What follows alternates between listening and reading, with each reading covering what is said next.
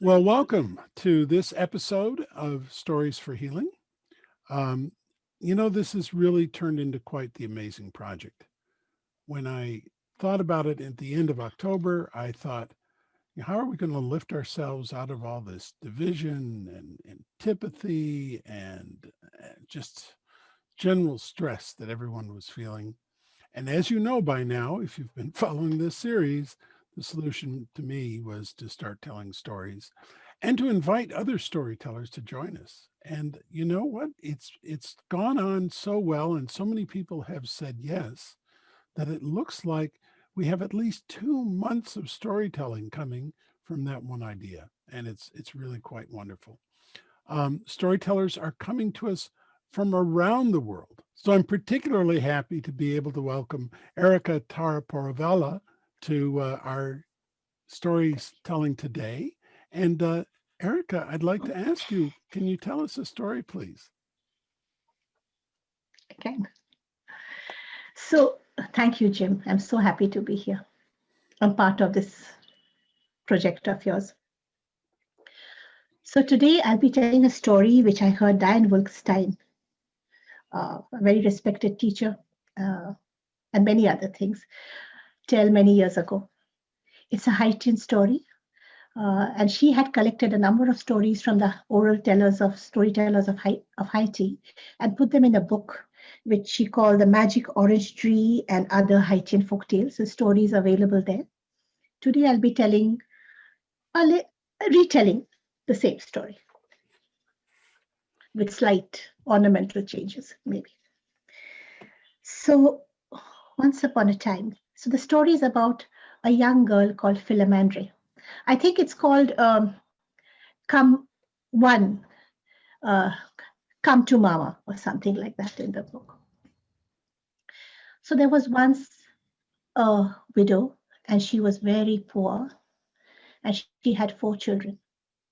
And she looked after them, and they lived in a cottage by the forest. She loved her children dearly. Well, dearly. At least 3 of them she loved very dearly, the older 3. And for them, she worked day and night so that they could have a good life. But it makes me sad to say that she had no love in her heart for her youngest, called Philomandry. In fact, the very sight of this child irritated her, and she had given a very strict warning to this child time and again that stay out of my way. She did not even want to see her. And sad as these things are, they are true sometimes. Now, as I've told you, this she was a poor woman. She didn't have money, so she had to go out to work. And she had to leave her 4 children for long hours alone in the house. And to keep them safe, she taught them a song. And the idea being that they would open the door only when they heard her sing this song. And this is how the song went. One, one, my darling, come to mama. Two, my darling, come to mama. Three, my darling, come to mama. Stay, Philomandra, stay, stay where you are. And so the days passed by. One very usual day. The mother came back as usual from work. She put down her heavy bags. As usual, she knocked on the door. As usual, she sang her song. One, my darling, come to mama. Two, my darling, come to mama. Three, my darling, come to mama. Stay, Philomandra, stay, stay where you are. As usual, the door was flung open, and 3 plump children jumped into her arms, and she smothered them with kisses and hugs. As usual, they peeped into her bags to see what she had got for them. And today she had got a beautiful scarf for one. It had bright tropical forest prints on it. For 2, she had bought yellow boots. It's something the child had wanted for long. And for 3, she bought a little doll with a frilly dress and a button nose. Oh, the children were so happy. They laughed, the four of them laughed and talked and chatted and went indoors and shut the door. As usual, when it was dinner time, they had a good meal, laughing and talking together. As usual, when it was bedtime, the children waited in bed, and the mother, as usual, came and kissed them good night and put them to sleep.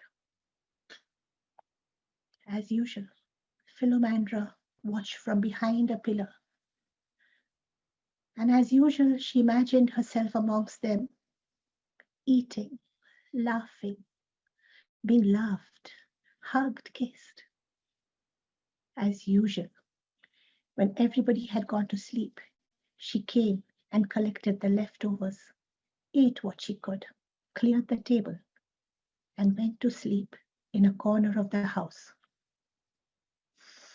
You would think it was a very usual evening, but something very unusual had happened that day.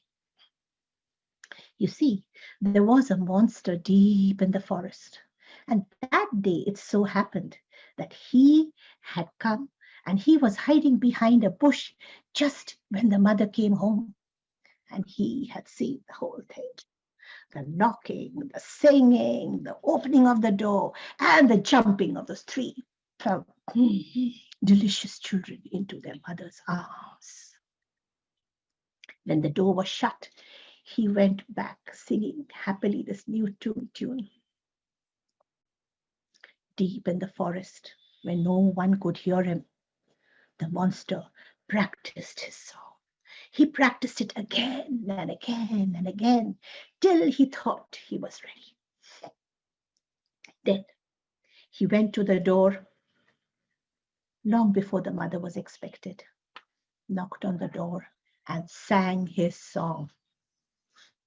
One, come to mama. Two, come to mama. Three, come to mama. Finish the six, seven, The children looked at each other and said, "This is not Mama. Mama's voice is not so gruff." And the door remained shut. The monster stomped back into the forest. That night, he went to the village plumber and knocked on his door and said, tighten my vocal cords. Make me, I should sound like a human. The plumber was so scared, he put his hands inside the monster's throat, did something, tightened it, and took his hands out. The next day, the monster went back to the house and knocked on the door and sang his song.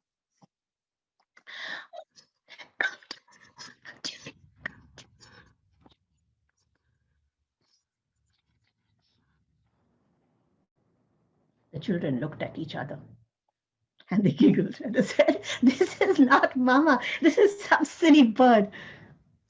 And the door remained shut. And the monster went back into the deep woods. He was angry, very, very, very angry. And that night he went back to the plumber and he said, "Get it!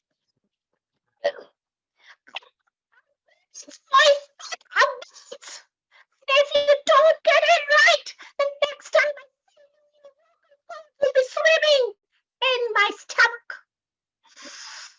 The plumber was so scared. He really put his hands in, did something the best he could, and took his hands out. The next day, the monster went back, knocked on the door, sang his song. And this time, he got it just right. He said, "One, come to Mama. Two, come to Mama. Three, come to Mama. Stay, Philomandra, stay where you are." And the door opened, and the three children, they jumped into what they thought was their mother's arms. The monster, he made quick work of them, licked his chops, whooped, and went happily back into the forest. In time, the mother came home, and she sang her song. And no one opened the door. What could have happened? Have the children fallen asleep? How strange. She sang again. And this time a very scared voice sang back to her. One cannot come to Mama. Two cannot come to Mama. Three cannot come to Mama. Philomena is where she is. The woman, she opened the door and went in. And when she saw what had happened to her darling children, her heart broke in grief. She lost her mind and she went running out of the house, crying and singing. And she ran and ran and ran and ran till her voice could be heard no more. Philomandra was alone. She waited in the house. She waited for her mother to return to her. But her mother did not return. After waiting for a few days, Philomandra picked herself up and walked to the village market. There, an old woman, an orange seller, took pity on her and took her in. And the woman cared for her and looked after her, loved her. And Philomandra, in turn, also loved the woman very much and helped her with all her chores. And in time, the scared, skinny, bitter child, sad child, blossomed into a beautiful woman, caring and generous to one and all. Now, it so happened that the king of the kingdom was in the habit of roaming around dressed as a common man. And you know why he did it. He did it to see how his subjects were faring. And one day it so happened that he found himself far away from his palace, thirsty and hungry. And he realized that he had no money on him. Being a king, he was not used to carrying anything. And he was right in front of Philomandra's orange stall. And the young man, common man, approached Philomandra and said, "Can you please give me some oranges? I don't have money on me just now, but I'll return it to you as soon as possible." And Philomandra saw a hungry, tired young man. And she said, "Of course, please take as many as you will." And she gave him a handful and said, "Pay me when it's comfortable." There was something about this girl, this woman, and the king liked what he saw, and he returned time and again as a common man. And a friendship grew, which later blossomed into love. In time, the king revealed his true self and asked her to marry him. And Philomandra, who loved the man, said, "Yes, I will marry you." And so they did get married, and there was great rejoicing in the kingdom. And now the kingdom had not only a caring and brave king, but they also had a caring and generous and wise queen. And the two ruled over the kingdom with wisdom and compassion for many years. Now, many years later, one day, there was a commotion in front of the palace gates. There was this old, thin, ragged beggar. She was in rags, they were dirty, her nails were long, her hair, they were stuck out because, there were bird droppings on her hair and they stuck out. And she said she seemed to have lost her mind and she was singing something which sounded like, "One cannot come to Mama, two cannot come to Mama, we cannot come to Mama, Philomandra is precious." And the guards were trying to push her out and say, go away, old woman." But she was oblivious to what they were saying. She had a world of her own going on inside, and she was carried on with her lament. The queen happened to be passing by her window at that time. And she heard the commotion and she looked out. And her maids asked her, "Do you know her, Your Highness? She seems to be calling out your name." The queen said, "Yes, I know this woman. And she walked down the palace stairs and out into the courtyard, and with big, strong strides, she reached the palace gates. The guards opened the door, and she stepped out and looked at the woman. Then she knelt down and took those frail hands in her own strong ones and looked into those eyes which she had once feared. And she said, "It's true. We cannot change the past. One cannot come to Mama. Two cannot come to Mama. Three cannot come to Mama. But know this, Philomandra is not where she was. And you, my darling, can come to Philomandra now." And she picked up the old woman in her arms, took her to the palace, gave her a warm bath, combed out her hair, gave her soft clothes to wear, fed her foods which she knew she liked. Until the end of her days, she looked after the old woman with loving care and attention. That is my story. Oh, thank you so much. What what a what a journey that story is. How did you come to choose that one? Why did you want to tell that story? Frankly, when I first heard the story, I didn't even like it. I remember asking Diane, why are you? Because I felt, I mean, how sad for the mother and, all kinds of things. So I said, what kind of a story? She said, no. But I was not in the place to understand it at that time. And now, when I was thinking about what story to tell, this came to me.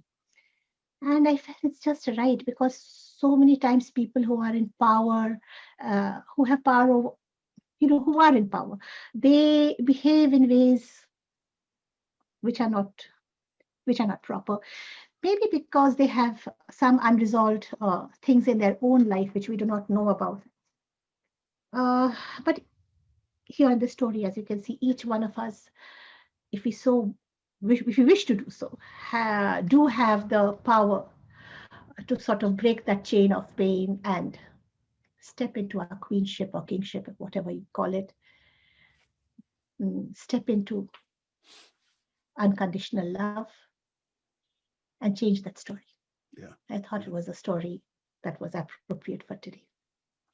Thank you so much. Absolutely. And the thing that distinguishes it for me as this kind of story is that reconciliation at the end. There's lots of stories where children are placed in the same kind of dilemma and they escape or they don't escape it. This turning it all the way back around so that she can forgive this cruel woman is really and care I for her think in was a way really great. she moved even beyond forgiveness, I think. Yes. Yeah. Oh, absolutely. Beyond forgiveness to really, Yeah. yes. Yeah. Yeah. Okay. Well, thank you.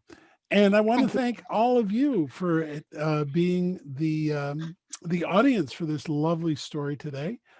As you know, we are having these storytellings every day, every weekday now. By the time you're hearing this, and we're so glad to be able to bring stories that teach us not just who's right and who's wrong or who's good and who's bad, but how to close that circle, how to bring people back together, and how we can care for each other.